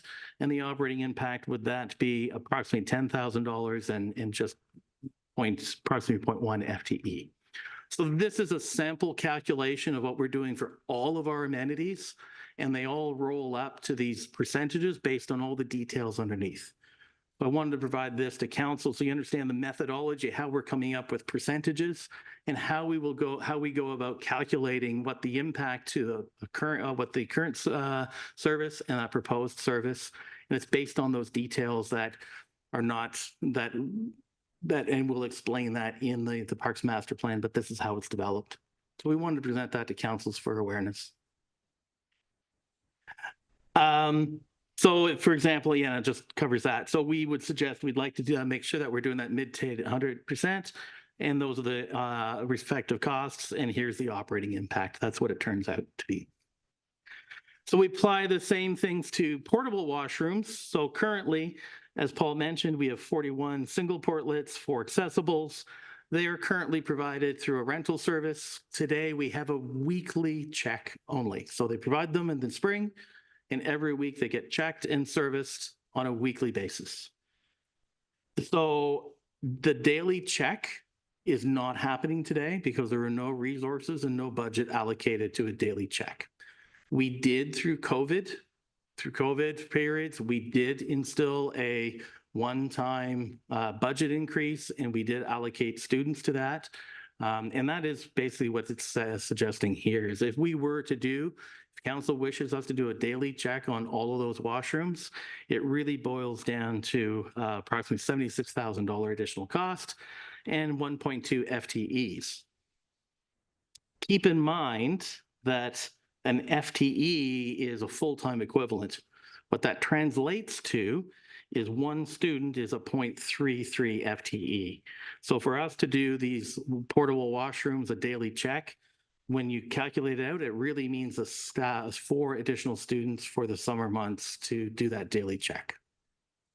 So as we present the Parks Master Plan, this is the kind of stuff we'll translate it into FTEs, and we'll turn that into what staff and those costs are. And this is the methodology that we'll be using. Councillor Kimson? Thank you, Mayor Jan, and through you to Mike, thank you very much. For some of the parks where we have the portable washrooms that have perhaps had some more challenges in the past, I'm wondering if there's any opportunity or plan given to more frequent checks for those particular locations, or if that's something that we need to be taking into consideration. I think that's a great suggestion, and yes, so we can certainly take a look at that. And this is if we increase that service for everything, but we can certainly prune that back and tune that. And those are the things that we're looking for tonight, as well as as we go. And also those are the things you can comment when you see that draft plan, when we present that to you.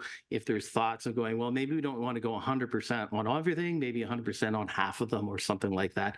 And we can prune that down and give those projections. But thank you for that. That's appreciated.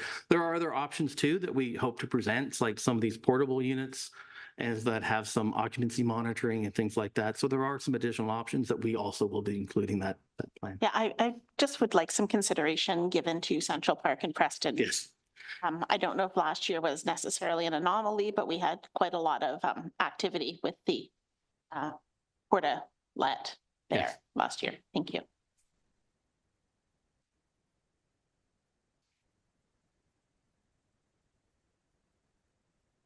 Are you on time? I'm going to whip through these last couple of slides and leave the rest for conversation. Okay. So this is what it looks like when we start putting things all together. So we look at parks, we look at developed parks. So we look at the park side of things. Full service would be cutting the grass, maintaining every now and then. So basically every 5 years, we would do some turf maintenance. Today on our parks, we are doing approximately 51% of full service on our parks. So we know we have a lot of concerns from our residents, and a lot of it's due to maintenance. A lot of that translates in the feeling of safety or being welcome in the parks. And that is a lot of it is due to the levels of maintenance and the capacity of our staff to do that maintenance. So we have some suggestions on how we can improve some of that maintenance and how that looks. Just want to highlight that our natural areas, we are not staffed to maintain our natural areas. And as Paul noted, we have 640 or so hectares. 73% of our parks are natural areas, and there is no staffing allocation to maintain those today. We've inherited those lands over many, many decades. We've enjoyed those spaces, and we continue to enjoy those spaces. But as they mature, they also require maintenance. Invasive species, we have trees that are maturing that become hazards with informal trails. There is a significant amount of risk in those areas that we do need to consider. And that's probably one of our largest overall gaps in the park areas. So we'll speak more to that in the Parks Master Plan document. But this is some early identification of what it would take to get close to some level of service on our natural areas. When you talk about risk with these mature trees, and I know we have a requirement, 6 months, whatever it is on our trails. I can't remember what it is to do a risk check on those. Do we do that in those natural areas? No. Okay, thank you. Those are informal trails that are not technically maintained. They're natural, informal trails created by residents. They're not checked.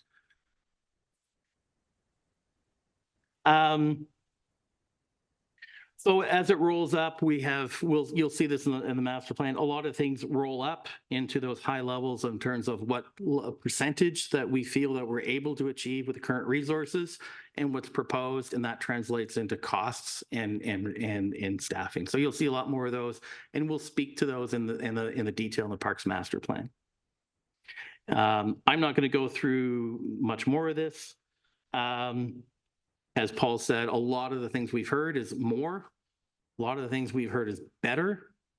Better translates to generally better maintenance, generally replacing them more on that life cycle and not letting them age out. And in some cases, just simply higher quality in that replacement. So really what we hope to spend the remaining of our time, which I apologize is limited, is we're here, like, is there things that you've heard tonight that you think we need to adjust? Or are there additional items that you feel that we should be focusing on our Parks Master Plan so that that report aligns with your expectations? Councillor Schwery. Thank you, Mayor Liggett. Thanks for your presentation. I'm happy to see seating shades is on there. The biggest amount of emails I get is for garbage, Litter. and it's mostly Riverside Park and Yes. the potholes and Yes. just, I'm sure there's a lot of bins there, but it's just like garbage and it's so unsightly.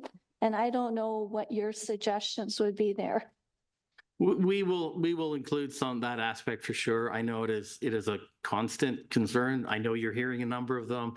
I've heard from many of the councillors as well. It is a difficult piece, but we will certainly be speaking to that at the Parks Master Plan and provide what options we can for council to consider and other opportunities. Thank you. If councillors do get complaints about litter, please forward those hotspots to me when you're copying Mike to take care of the problem. The reason is I have many volunteers who ask where we need it most. And I do like to, we get those hotspots through a variety of sources. I ask park staff, I ask City Green volunteers. Some of them actually drive around and we put them on a map. So please let me know. We're aware of some of them around the city, but if, suddenly there was one in South Galt, I forget the storm pond now, but completely new site. And I was able to put a group there and it got cleaned up. And now it's on a regular rotation to send groups there. We also have the portal on the city's website for litter and garbage too, that is an interactive map.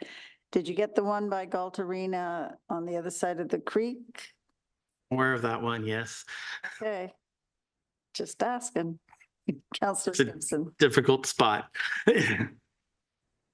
Thank you very much, Mayor Jan, and thank you very much for the presentation. And I'm certainly excited to see this plan when it comes to fruition. I would like to also thank all the work that went into talking to all the different groups of people, all the different workshops, because the people who were there really valued that. And I think it is only going to make the document better and more fulsome and make our jobs as council easier. One thing I do hear a lot about are the maintenance of our playgrounds, our smaller playgrounds. And as you know, Sturdy Park is one of them that we've had some challenges with in Preston. And I don't know if that's something where we need to look at sort of the replacement of our assets through our asset management plan and looking at, maybe we allocate, they get replaced every 7 years, but do we have to bring it down to 5 or 6 in order to figure out how to keep things in a better state of repair? So that's one thing that we do hear a lot of. And I know there's a cost to that, obviously. Many of them are more than 20 years old right now and 5 to 10 years past due replacements. Many of them are unfunded on our capital forecast today. Right. And so I think that's something that we really as council need to know about, because that affects our communities and people having places to go and things to do. And when there's a playground that is in a poor state of repair, it doesn't attract the types of people and activities that we want to see, but attracts the types of people and activities we don't want to see, and litter and so on. So thank you. Councillor Hamilton? Thank you, Mayor Liggett, and through you. And thank you both very much, and Tutu as well for your presentations. Echoing Councillor Kimson, excited to see the master plan. I'm sure it's going to be great. And you're obviously facing challenges considering the scales of development, the lack of capital that the city has. So what you're doing is very commendable. The issues that I've heard, again, garbage in parks. I receive a lot of emails about dog bags and dog waste as well. So maybe having separate receptacles for them, or again, that's a whole avenue that I don't understand, but I will get the emails. So pass them on to you. Something else as well is, again, the nature of infrastructure, and especially with playgrounds. Like I have a 3-year-old and a 5-year-old. They could not really notice the difference between a structure that is 30 years old or 3 years old. If it's safe and there's a slide and there's a swing, they love it. So I don't know if there's a way, if we have those old pieces of infrastructure, like I know the playground, I don't remember the name of the park, but it is near the Sterling Heights Long-Term Care Home. I take my kids there after we go visit Grandpa, and it's quite old. There are lots of rusted sections, but it's one of the best playgrounds. Like they love it, even though it's old. So if there's a way to repair those playgrounds instead of doing a complete replacement, I think looking more into that, because some of those old ones are great ones. They're fantastic. So, and maybe looking at, and again, I'm going to use Greengate Park as an example of those parks where around it, there's a tremendous amount of development going in, and you know that that park is going to be heavily utilized. 20 years ago, it wasn't. Today it is, just due to the sheer volume of people going in there and the ages of kids growing up and wanting different amenities like basketball courts, right, Mike? Maybe putting a slightly more of a resource intensive focus into those parks that are just in high density areas, I think are very important. But overall, I'm excited to see what comes of it. You're doing a great job. So thank you. Did you want to speak to the queue system for the parks for maintenance and repairs? Pardon me, Councillor Mayor Liggett? Did you want to speak to the queue system, how you've, when you talk about the playground equipment that needs to be replaced and. Yes, thank you. So we do identify the replacement of playgrounds based on their age, but based on their condition. So based on how many of the components are still safe or how many we can still have on it, because we progressively remove components as they become unsafe. The big challenge with keeping some of the older ones working is manufacture components. It's very difficult to manufacture and fabricate equipment for these items. We do line these up in the capital forecasts, and we try to prioritize them. At this point, we're prioritizing the worst first. The ones that we feel that are in imminent need of shutdown are the ones we prioritize in that capital working group process that the mayor participated in last year. Others that we can feel we can stretch out a little longer, we'll bump down. And we've been doing this year over year now, and it's getting harder to find structures that are not at risk of having been decommissioned. But it is very much queued up in our capital forecast, and that is an ongoing challenge to find the capital money to push them in. Councillor Schwery? Mayor Liggett, who's responsible for green space? Because I get a ton of calls, which I forwarded to you, of course, because they send a ton of pictures. People are dumping, it seems like even construction companies may be dumping bricks. People dump their garbage there. Who would be responsible for that or cleanup, or is anybody? Thank you for that question, Councillor Schwery. If it's land that we own that's naturalized spaces, often they're wood lots. It's difficult to tell right now whether it's city owned or it's still in private ownership. That's one of the gaps we have. We have not signed all of these natural areas that the city owns, which is a gap that we have to address so that the public is well aware that this is a natural space by Cambridge. And if there's a concern, call Cambridge. Today, we simply don't have the resources or the budgets at this point to proactively inspect these areas. We react when the public calls us and we clean up the best we can, but we are not resourced to proactively maintain those areas or inspect them.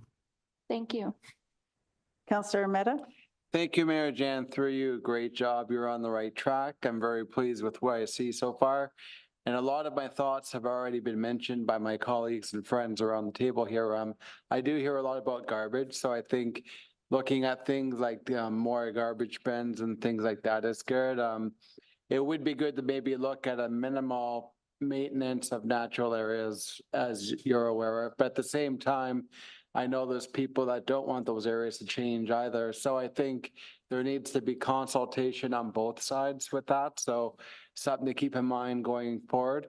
I like the idea of more shade in parks. You know, when people watch their kids or they watch soccer games or whatever, it's good to have some shade. Also, a lot of the new Canadians moving into the area as well, they play card games and stuff and like shade and stuff. So I think that's a good development.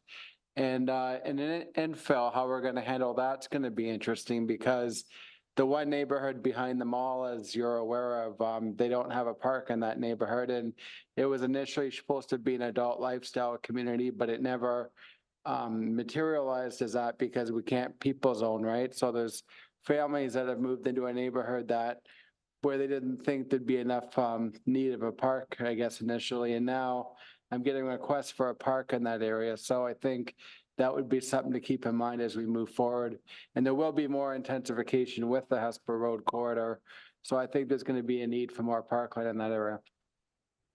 Thank you, Councillor Mehta. It's why it's so important that as development happens, we take every opportunity we can to acquire land and designate it for park for exactly those reasons, for intensifications, because once that land is gone and developed, it's not available without going to extreme lengths, which no one really wants to do. I have no more questions around the horseshoe here, so thank you very much for your presentation.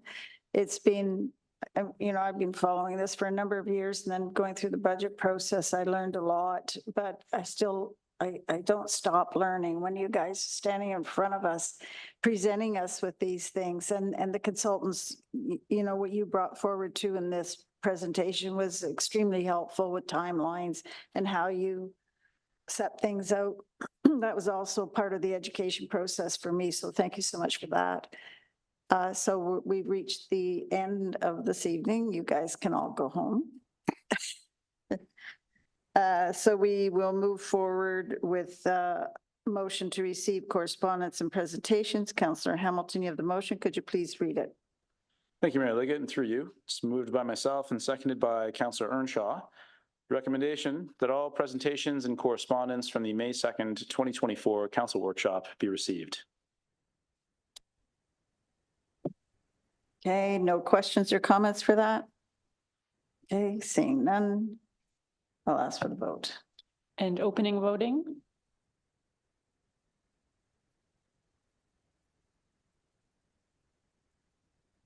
Closing, and that carries unanimously. Now, Councillor Kimson, you have the motion for close. Could you please read it?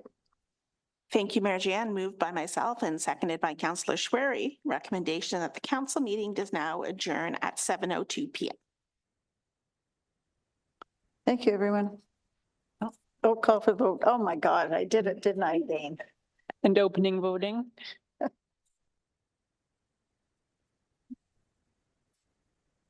And closing, and that carries unanimously.